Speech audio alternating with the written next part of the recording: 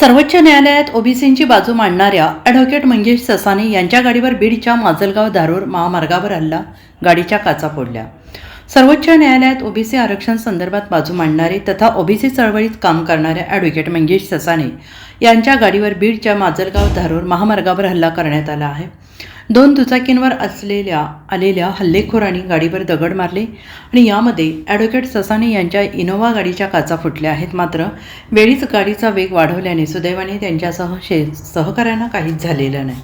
Advocate Mangesh Sasane हे OBC आंदोलक पवन करवर यांच्यावर माजलगाव परिसरात 2 महिन्यापूर्वी झालेल्या हल्ल्यातील आरोपी अद्याप अटक नसल्याने माजलगाव ग्रामीण पोलीस ठाण्यात अधिकाऱ्यांशी चर्चा करण्यासाठी आले होते आणि या दरम्यान पोलीस अधिकाऱ्यांशी चर्चा करून ठाण्यातून परतत असताना त्यांच्या गाडीवर हा हल्ला करण्यात आला आहे।